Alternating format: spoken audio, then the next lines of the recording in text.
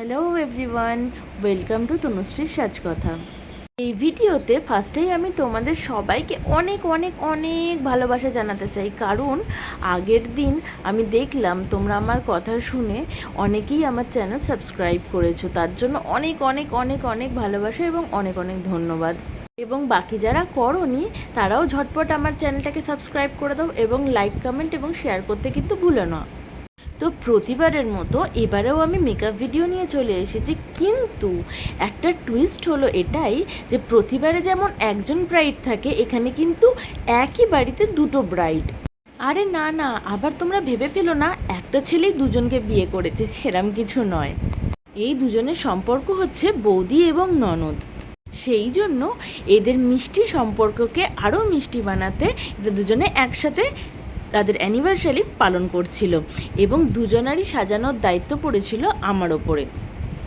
এবং এনাদের অ্যানিভার্সারিটা বৈশাখ কিংবা জ্যৈষ্ঠ মাসের দিকে ছিল। তখন ছিল প্রচণ্ড গরম, মানে এতটাই গরম যে বাইরে দাঁড়ানো তো দূরের কথা, ঘরেও ঠিকঠাক বসা যাচ্ছিল না।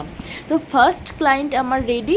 বলো তোমরা দেখে আমার ফার্স্ট ক্লায়েন্টকে কেমন লাগছে, তার হেয়ারস্টাইল এবং শাড়ি ড্র্যাপিংটা। এবার আমি চলে যাব আমার নেক্সট ক্লায়েন্ট মানে ননদকে সাজাতে।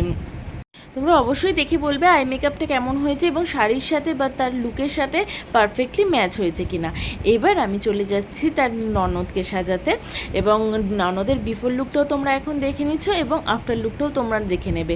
যেহেতু শাড়িগুলোর সাথে আমি ম্যাচিং করে আই মেকআপগুলো করেছি এবং চেয়েছি যে যতটা লাইট রাখা যায় ততটাই ভালো, তাই একটু স্মোকির ওপরে করেছি। এবং তো গরমের কথা মাথায় রেখে আমি হেভি লুকটাকে একটু অ্যাভয়েড করে চলেছি। এবং যারা যারা আমার ভিডিও দেখছো তাদের মধ্যে কারা কারা গরমকালে বিয়ে করেছো তারা প্লিজ আমাকে কমেন্ট করে জানাবে। দেখো, তোমাদের সাথে কথা বলতে বলতে কখন আমার এই মিষ্টি ননদকেও সাজানো হয়ে গেছে। তো তোমরা দেখে বলো যে কেমন হয়েছে ওর লুকটা। ও চেয়েছিল একটু ট্রেডিশনালের মধ্যে রাখতে, তো আমি সেই রকমভাবেই রাখার চেষ্টা করেছি। তো ও একটা সুন্দর নথও পরেছিল। এবং তোমরা যারা যারা এই লুকটাকে পছন্দ করেছো তারা প্লিজ লাইক, কমেন্ট এবং শেয়ার করে দিও।